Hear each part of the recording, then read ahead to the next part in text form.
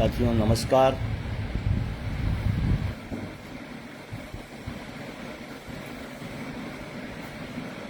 आज आप सबसे कुछ महत्वपूर्ण बिंदुओं पर फिर से फेसबुक लाइव हूँ। आप सभी साथियों से मेरा निवेदन है कि आप अपने सभी ग्रुपों पर, सोशल मीडिया के सभी साइटों पर आप इसको शेयर कर दें, क्योंकि कुछ महत्वपूर्ण टॉपिक हैं जिन पर आपसे बात करना बहुत ज़रूरी है। कई दिनों से मैं सोच रहा था कि आपसे बात हो, लेकिन तमाम सारी यात्राएं, भाग दौड़ के चक्कर में वो आजकल होता रहा। तो मैंने सोचा कि क्यों ना आज बात कर ली जाए।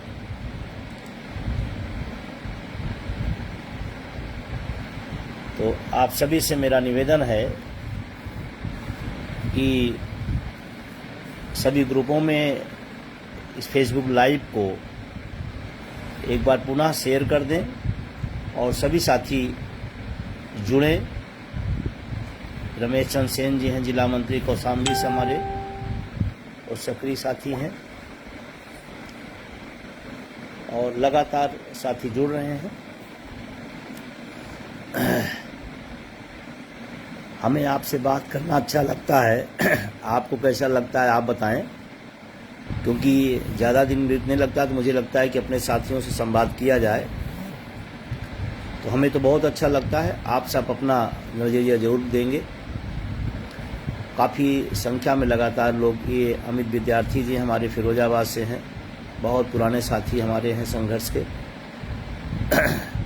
सभी लोग फेसबुक लाइव को ही अपने तमाम ग्रुपों में शेयर कर दें और तत्काल साथी जुड़ें।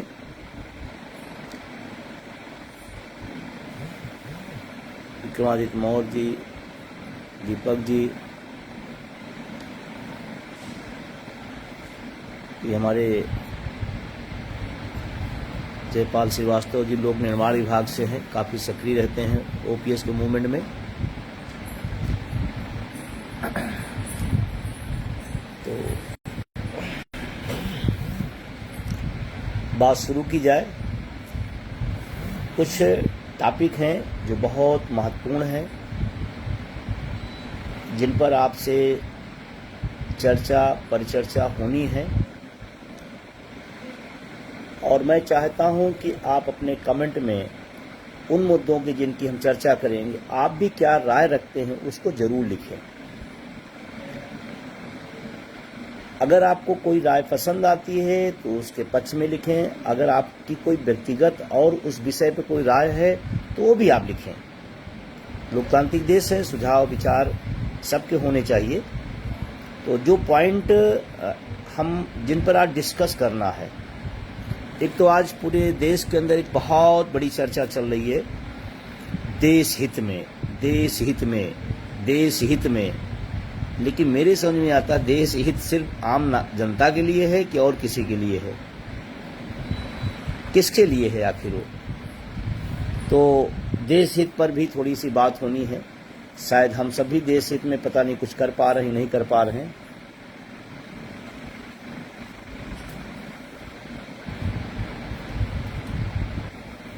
हमको लगता है जितने साथी हमारे जुड़े हैं, मैं चाहता हूं कि आप अपने कमेंट पर जरूर लिखें, देश हित में जनता ही त्याग करेगी या हमारे माननीय लोग भी त्याग करेंगे। इस पर अपने कमेंट जरूर आप लिखेंगे, इससे एक ओपिनियन पता चलेगी ना।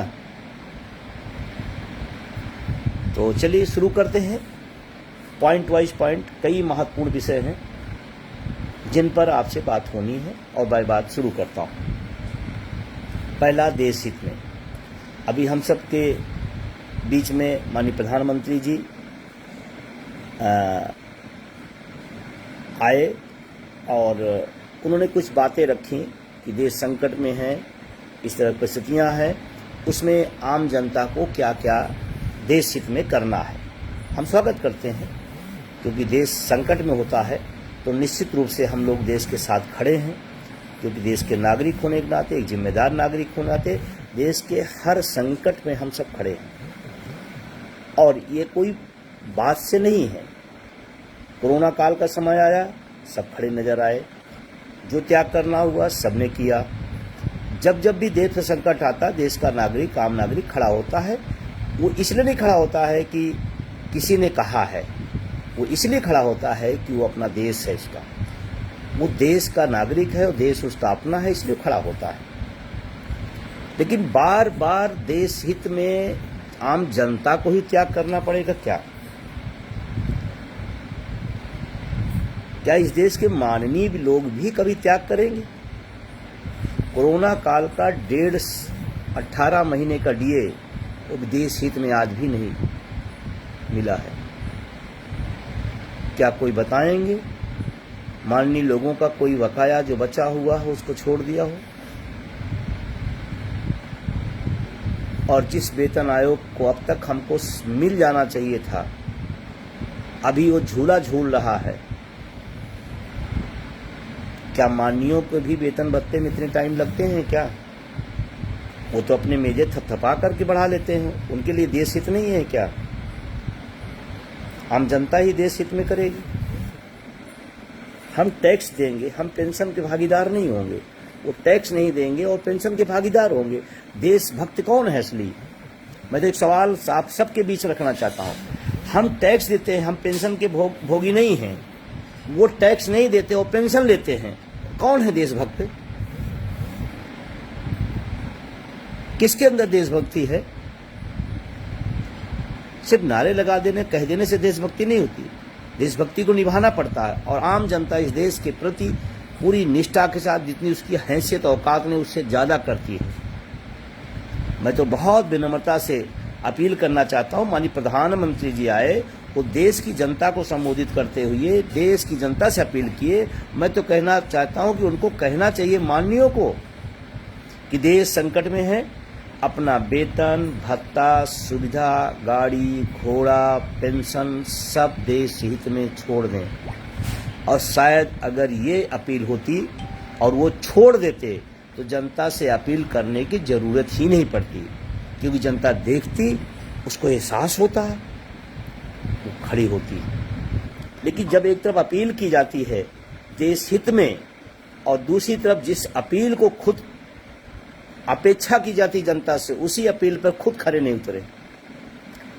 मैं ये बात कोई विरोध बस नहीं, कोई पूर्वाग्रह नहीं कर रहा हूं, लेकिन मैं बता रहा हूं, जैसे माननीय प्रधानमंत्री ने कहा कि देश हित में विदेश नहीं जाना चाहिए, उसी के 2 दिन बाद माननीय प्रधानमंत्री विदेश चले गए।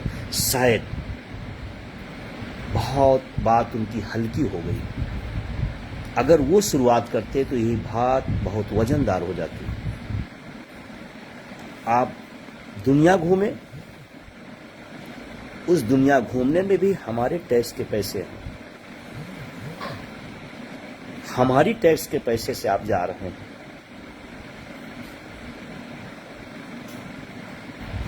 अगर मैं गलत हूं तो बताइए। इसका वो ये नहीं मैं कह रहा हूं यही प्रधानमंत्री जा रहे हैं। कोई भी प्रधानमंत्री होता और जाता तो जनता के टैक्स के पैसे से जा रहा है। तो हम तो, आपने जिस बात की अपील की, उस अपील को आपने तुरंत खारिज कर दिया। इससे अविश्वास पैदा होता है, इससे कथनी और करनी में फर्क पैदा होता है। और इसी तरह तमाम सारी अपील उन्होंने किया। अभी तो बीच में थोड़ी बहुत कुछ प्रयोजित चीजें भी दिखने लगी। कोई मिनिस्टर साइकिल चलने लग रहा है, साइकिल चल रहा है, पीछे कार का काफिला है। क्या हो रहा है इस देश में? कोई एक दिन चल रहा है, दूसरे दिन एक लंबा काफिला लेकर निकल रहा है। क्या मैसेज आप दे रहे हैं? ये बात मैंने कहा ना, मैं एक जिम्मेदार नागरिक के बात हैसियत से बात कह रहा हूं।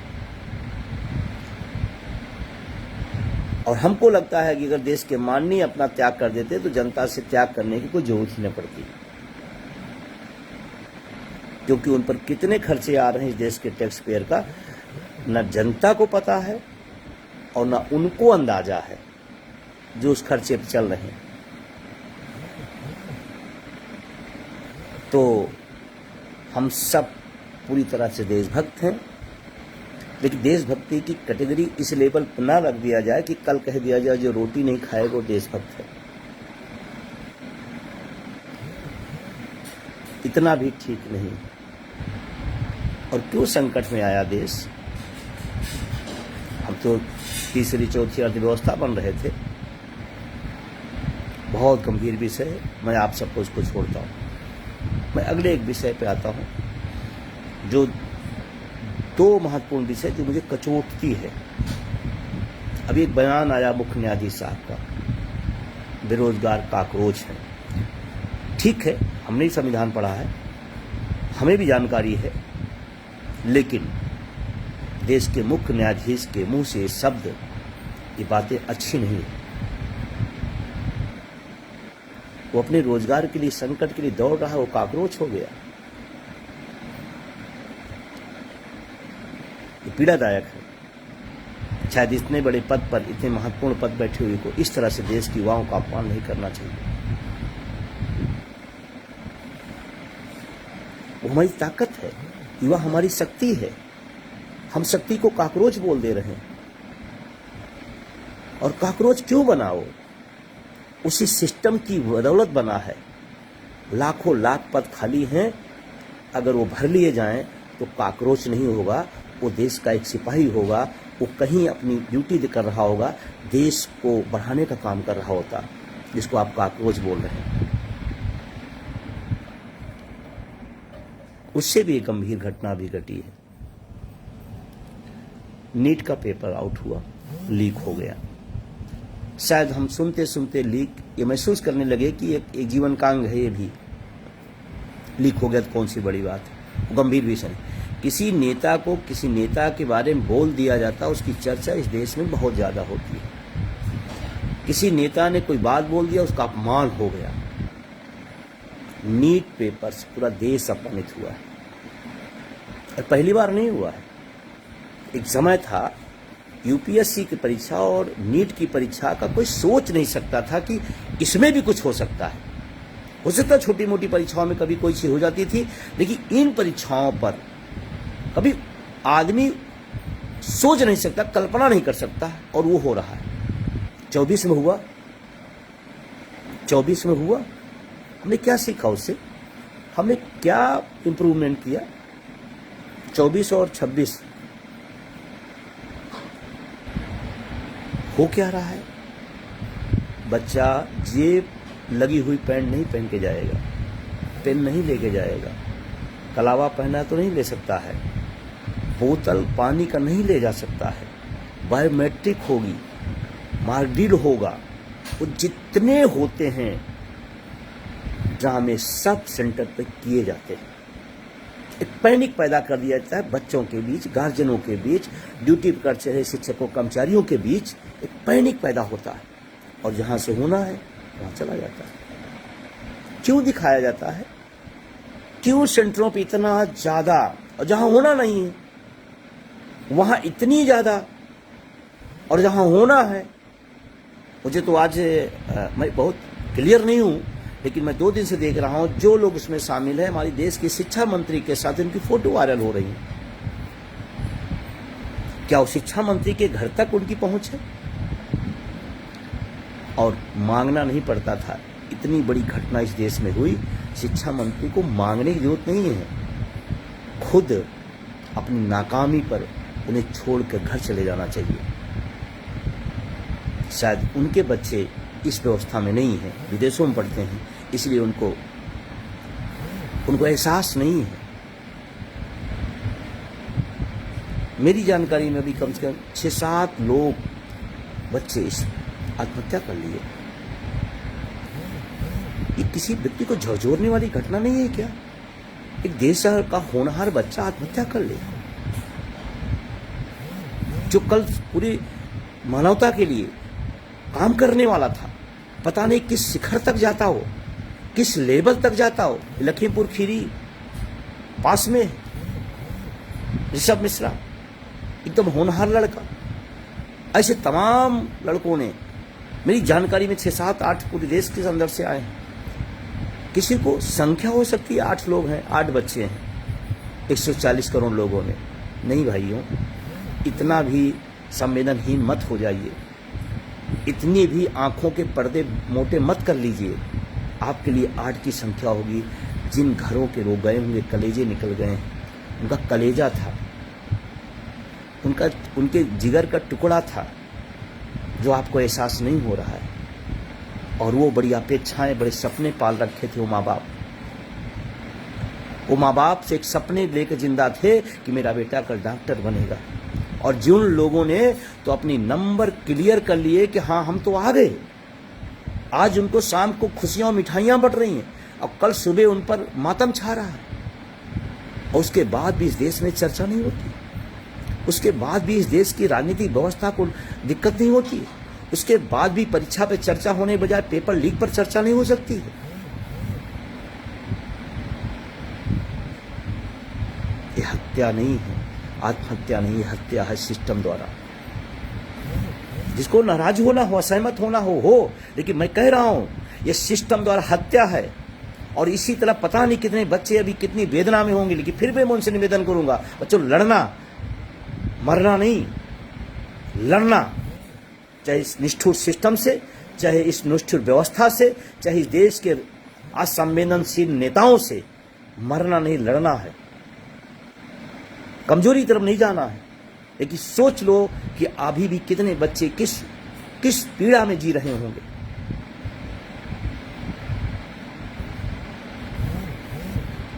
और फिर बीच बीच में इस देश के वाहियात मंत्री बयान देते हैं कि ये इनका हाथ है, ये बदनाम करने के लिए होता। अरे शासन व्यवस्था आपके हाथ में है, व्यवस्था आपके हाथ में, जिम्मेदारी आपकी है। और इस तरह बेतुका बयान इस देश के मंत्री दे रहे हैं। थोड़ी तो लिहाज और शर्म रखिए।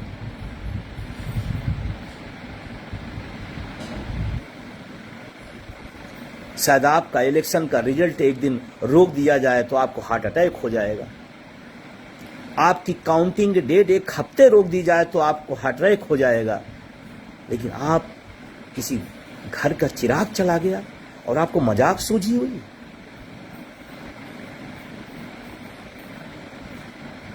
और इस देश का शिक्षा मंत्री, मैं तो बड़ी एक शिक्षक होने के नाते मुझे तौहीन हो रही है कि मेरे देश का शिक्षा मंत्री इस तरह से।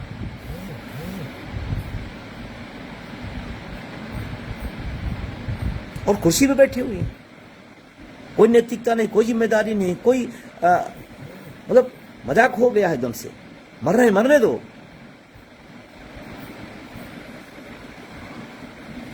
मैं तो बुद्धिजीवी समाज से अपील करता हूं, थोड़ा चश्मे उतारिए। सही है तो तारीफ करिए, अच्छा काम है तो तारीफ करिए, लेकिन गलत है तो बोलिए, खड़े होइए। कल उनके घर का बच्चा है, कल आपके बच्चा का नंबर आएगा।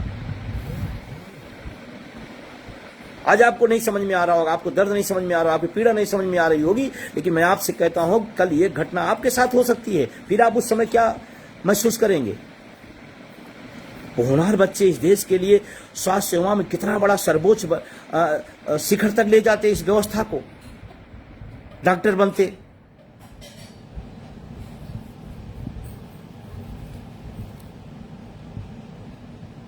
ये व्यवस्था का फेलोरी है। और मैं तो कहता हूं ये पेपर लीक नहीं है, इस सरकार लीक है, सरकार का सिस्टम लीक है, इस देश के शिक्षा मंत्री का लीकेज है।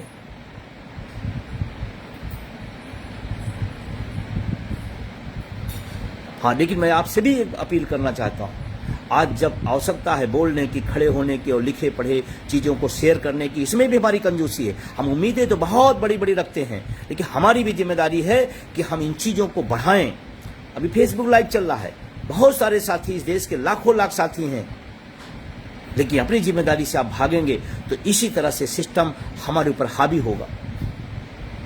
हम आवाज नहीं लगाएंगे तो सिस्टम हावी होगा।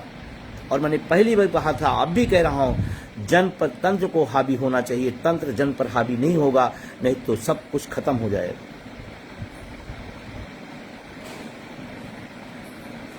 कितने लोग हैं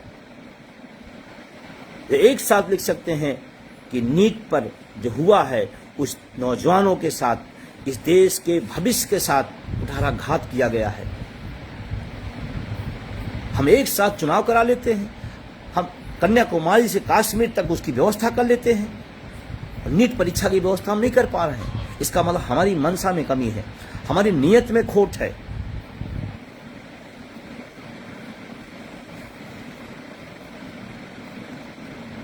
अभी देश का बौद्धिक वर्ग, जो भाग्य विधाता कहा जाता है, जो कहा जाता है ये हमारे बच्चों के भविष्य हैं। एक तो वर्तमान पीढ़ी, वर्तमान जो भविष्य बनने वाली थी, उसके साथ जो भविष्य बना रहे हैं उनके साथ व्यवहार टीटी के माध्यम से क्या हो रहा है। हमारे नौजवानों का भविष्य खतरे में, हमारे जो शिक्षक हैं उनका भविष्य खतरे में डाल दिया गया है टीटी के माध्यम से।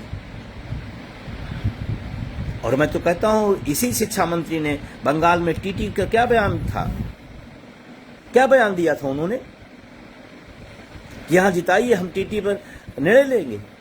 तो जीत गए भाई, अब तो निर्णय लीजिए। अब तो मैं कहना चाहता हूं कि इस देश में भी विधायक और मंत्री बनने की भी परीक्षाएं होनी चाहिए, क्वालिफिकेशन निर्धारित होनी चाहिए, और क्वालिफिकेशन टेस्ट हो, उसके बाद राजनीति में जाए। एमपी एमएलए तो बात को छोड़ दीजिए आप, राजनीति में अब शिक्षा और उसकी क्वालिटी तय करने के बाद उसमें प्रवेश हो, इस तरह की व्यवस्था बननी चाहिए। अनपढ़ लोग मंत्री बने हुए हैं, पढ़े लिखे लोग रोजगार मांग रहे हैं, सड़कों पर लाठियां खा रहे हैं, और हम पार्टी पार्टी बटे हुए हैं, ये पार्टी वो पार्टी, ये पार्टी वो पार्टी, पार्टी पार्टी में बटे हैं। देश के नौजवानों का अपना भविष्य गंवा रहे हैं और पार्टी पार्टी खेल रहे हैं।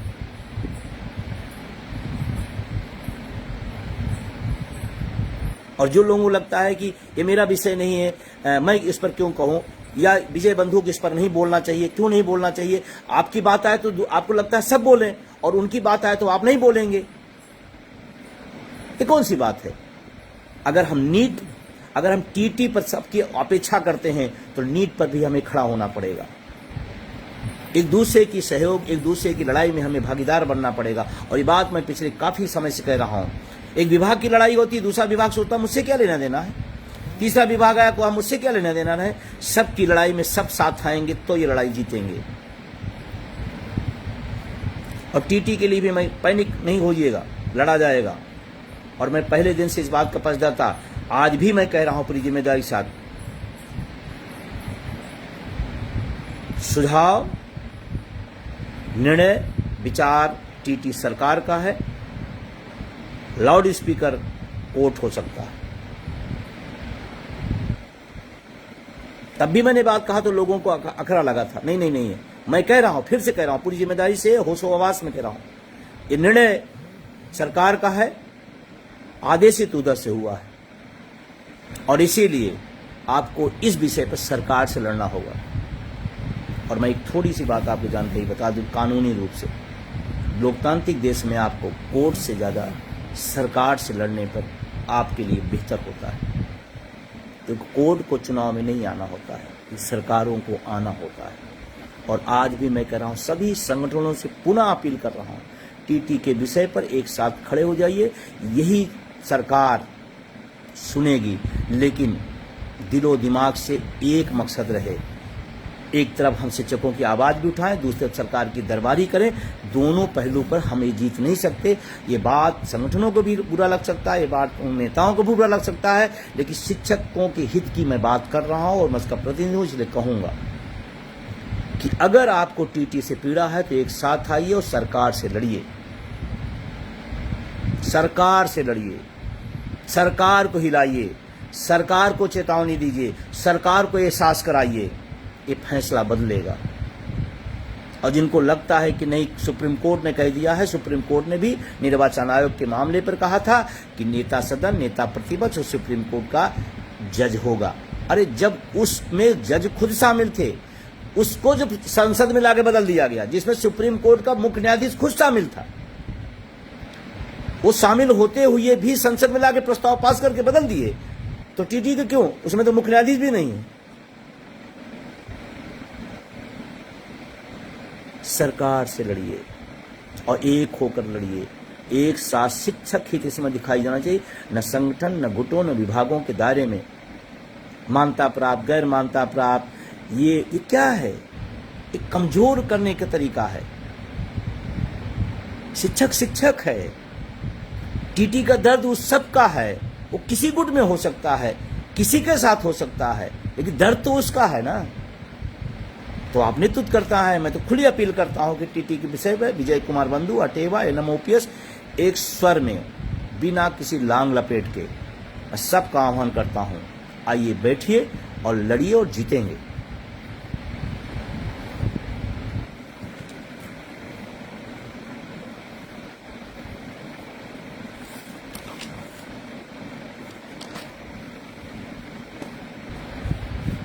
और मैं तो एक अपील और करना चाहता हूं, मैं पहले भी कहा, फिर भी कह रहा हूं, शिक्षक किसी गुट का हो, अपने अपने नेतृत्वकर्ताओं पर दबाव बनाइए। खुली अपील है मेरी। अगर नेतृत्व आपका नहीं सुनता है तो आप उससे बोलिए कि आप इस विषय पे एक साथ बैठिए, अन्यथा हम आपका बहिष्कार करेंगे। बोलिए अपने अपने संगठनों से। क्यों नहीं बैठ सकते? जब राजनेता अपने वेतन भत्ते के लिए एक साथ ताली बजा के बैठ सकते हैं, तो हम क्यों, कौन सा उनसे बड़ा हमारा आपका दुश्मनी है?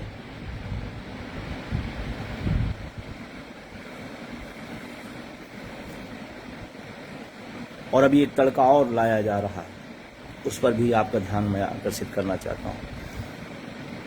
हमारी लड़ाई पुरानी पेंशन पे चल रही है, निजीकरण के खिलाफ चल रही है, और लड़ते लड़ते लड़ते तमाम सारे उसमें संशोधन, ये मॉडल, वो model, NPS model, UPS model, hybrid model. अरे भाई, क्यों परेशान हो? खुदा परेशान हो? इस देश के करोड़ों लोगों को क्यों परेशान किए? जब एनपीएस फेल हो गया, यूपीएस का मास्टर स्ट्रोक फेल हो गया, अब कोई मॉडल उसमें काम नहीं करेगा। वो एक ही मॉडल है, ओल्ड पेंशन स्कीम, पुरानी पेंशन बहाली व्यवस्था। उसके अलावा कोई मॉडल नहीं चलेगा, न इस देश का शिक्षक कर्मचारी इसको स्वीकार करेगा। एक ही मॉडल है सामाजिक सुरक्षा का, ओपीएस। इधर उधर करने के बजाय आप एक निर्णय लीजिए, ओपीएस बहाल कर दीजिए, हूबहू ओपीएस बहाल करिए। हमें कम मिलेगा, हमें स्वीकार है। हमें बेकार वाली मिलेगी, पुरानी वाली मिलेगी, हमें स्वीकार है। लेकिन आप प्लीज बंद करिए संशोधन, सुधार, मॉडल, नया पुराना सब बंद करिए, ओपीएस पे आइए और किसी पर नहीं। और उन नेताओं से भी, शिक्षक नेताओं से भी मैं कहना, कर्मचारी नेताओं से कहना चाहती हूँ, क्यों अनावश्यक मॉडलिंग और मॉडल, ये मॉडल अच्छा है, वो मॉडल अच्छा है, इसको मैंने करा दिया, उसको उन्होंने करा दिया। अरे कोई मॉडल देश के शिक्षक कर्मचारी को सामाजिक सुरक्षा पर नहीं चाहिए, ओपीएस चाहिए। और तमाम लोग जुट गए हैं कि हाइब्रिड मॉडल आ रहा है, ये अच्छा हो जाएगा। एनपीएस में ऐसे था, यूपीएस में ऐसे हो गया, अब हाइब्रिड मॉडल। अरे कुछ नहीं भाई, एक मॉडल है सामाजिक सुरक्षा का, ओपीएस है। तो उन नेताओं, उन संगठनों के बहकावे में मत आइए। एकमात्र कन्याकुमारी से कश्मीर तक लड़ने वाला संगठन मजबूती के साथ ओपीएस के लिए, नाम ओपीएस को लोग लेते हैं और उसमें नया नया सुधार की बात करके वाहवाही लेते हैं। अरे इतने बुद्धिजीवी हो, इस वाहवाही में चक्रों की एनपीएस में उन्होंने सुधार करा दिया, हाइब्रिड मॉडल ला दिया। हमें ओपीएस की लड़ाई लड़ना है, या ओपीएस चाहिए, अंतिम लक्ष्य हमारा वो है। मैं पूछना चाहता हूं, किसको यूपीएस पसंद है? मैं पूछना चाहता हूं, किसको हाइब्रिड मॉडल पसंद है? शुद्ध देसी पुराना ओपीएस मॉडल, उसके अलावा कुछ नहीं। आप सबसे मेरा निवेदन है कि कलम चलाइए। मैं यूं ही नहीं जंतर मंतर पे कहा था कलम चलाओ, आंदोलन बढ़ाओ। मैंने यूं ही नहीं कहा था, शायद बहुत लोग समझ नहीं पाए होंगे, बहुत लोग समझ। नेतृत्व करता काम, संगठन काम होता विजन को देखना। मैं जानता था एक दिन कलमों पर भी रुकावट आने वाली है, इसीलिए मैंने अपील की थी कलम चलाओ, आंदोलन बढ़ाओ। और फिर मैं अपील कर रहा हूं, कलम चलाओ, लिखो। अगर इतना ही डर है तो एक दिन एक डर आपकी नौकरी भी खा लेगा। चलाओ कलम, उठो नौजवानों, उठो बुद्धिजीवियों, अपने हकों के लिए, इस देश के लिए। और यह ध्यान रखना, इस देश का नेता और इस देश के राजनीतिक देश के लिए नहीं है। एक नई बात मैं कह रहा हूं, उनके लिए देश से बड़ा दल हो गया है और हमारे लिए देश बड़ा है, दल बड़ा नहीं। बात को बहुत गंभीरता समझिए कि मैं क्यों कह रहा हूं। उनके लिए देश नहीं बड़ा है, दल बड़ा है।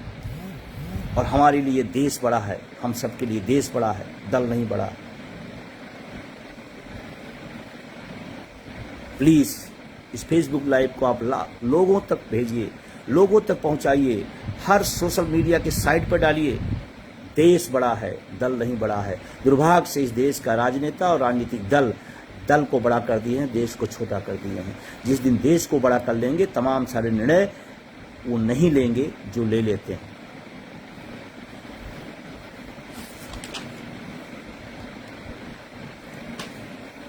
आपसे लास्ट बात, इन्हीं सब तमाम विषयों को लेकर के एक जन जागरण यात्रा शुरू करने की तैयारी है। ओपीएस, शिक्षा, चिकित्सा और रोजगार। उन जन जागरण यात्रा में आप सभी का स्वागत है। मेरा प्रयास है लखनऊ से काकोरी कांड आपने सुना होगा, इतिहास के अगर पन्ने आपने पलटे हैं तो काकोरी लखनऊ शहीद स्थल से उसकी शुरुआत करेंगे। मैं सभी से अपील करता हूं, वो डेट आपके पास 1 जून तय की गई है, हो सकता है आगे पीछे 1 आध दिन हो जाए, लेकिन आप सब मन बना के तैयार रहिए। इस जनवादी सवालों की लड़ाई में अपनी उपस्थिति उस दिन जरूर दिखाइएगा। जन जागरण यात्रा जनवादी सवालों को लेकर के, और इस देश में नेताओं की चर्चा बहुत होती है, दलों की चर्चा बहुत होती है, और आर्टिफिशियल मुद्दों की चर्चा बहुत होती है, लेकिन जो जनवादी सवाल हैं उसकी चर्चा नहीं होती। उन्हीं जनवादी सवालों की जन जागरण यात्रा शुरू होगी लखनऊ से, संभवतः 1 जून, या आपको 1-2 दिन में बता दी जाएगी। उसमें आप अपनी भागीदारी निभाइए, और जितनी दूर उसमें चल सकती है उस यात्रा में, आपके तहसील, आपके जिला मुख्यालय, आपके ब्लॉक पर आएगी, उसमें आप आइए। और इस आंदोलन को तमाम विभिन्न चरणों में हम सब ने किया है, उसी चरण का एक भाग, एक पार्ट और हम लोगों ने इस आंदोलन के दौरान तय किए कि अगर ऐसे नहीं सुना जाएगा, ऐसे नहीं सुना जाएगा, ऐसे नहीं सुना जाए तो ऐसे सुनाएंगे। सुनाना है, चाहे सड़क से सुनाए, चाहे सदन सुनाए, सुनाना है, क्योंकि हमारी आपकी लड़ाई और कोई लड़ने नहीं आएगा। और ये पहली बार मौका है, शिक्षकों कर्मचारी से मेरी अपील है कि आप अपनी उपस्थिति दर्ज कराइए, महसूस कराइए कि आप भी कुछ हैं, और ये मौका है। उस मौके की तरफ आप भी अपनी भागीदारी निभाइए। पुनः आप सबका बहुत बहुत शुक्रिया, बहुत बहुत धन्यवाद देते हुए इस जन जागरण यात्रा में। और हमने काकोरी क्यों तय किया कि देश की आज़ादी की लड़ाई में उन शहीदों ने जिस तरह की कुर्बानी दी है, और जिस अभाव में उन लोगों ने लड़ाई को आगे बढ़ाया है, वो एक ऐतिहासिक स्थल है, एक बेहतरीन जगह है, हम सबके लिए प्रेरणा स्थल है, हम सबके लिए वो मार्गदर्शन का, संकल्प का जगह है। तो मैंने इसीलिए वहाँ पर जन जागरण की शुरुआत करने का सोचा हूँ, और आप सब भी आएंगे तो उसी बहाने काकोरी कांड, काकोरी जो इतिहास में दर्ज है, उन शहीदों को आपको पता होगा, उन शहीदों के इतिहास को पता करेंगे, और आप देखेंगे आकर के कि इस देश में शहीद होने वालों का क्या हाल है, और इस देश के जो राजनेता बने हैं उनके क्या रंग हैं। दोनों आप देख लेंगे और जन जागरण यात्रा के भागीदार होंगे। तो मैं सभी से अपील करते हुए पुनः मुद्दों पे आइए, मुद्दों की तरफ चलिए। जाति, धर्म, भाषा, क्षेत्र नेताओं के विषय हैं, शिक्षा, चिकित्सा, रोजगार, ओपीएस जनता के विषय हैं। इन विषयों पर हमको आपको खड़ा होना, एक बुद्धिजीवी होने की हमारी जिम्मेदारी है, और देश के लिए खड़ा होना, देश के लिए लड़ना एक नागरिक के तौर पर हम सबकी पहली जिम्मेदारी है, और हम सब उस पर हमेशा रहें। बहुत बहुत शुक्रिया, बहुत बहुत धन्यवाद। पुनः इस फेसबुक लाइव को आप अपने सारे सोशल मीडिया के साइट पर, सारे ग्रुपों तक आप जरूर शेयर करें। ये मेरा विनम्रतापूर्ण निवेदन है। बात जानी चाहिए, बात पहुंचनी चाहिए। उठे बात कहीं से, लेकिन जाए सब जगह। शुभ रात्रि, धन्यवाद।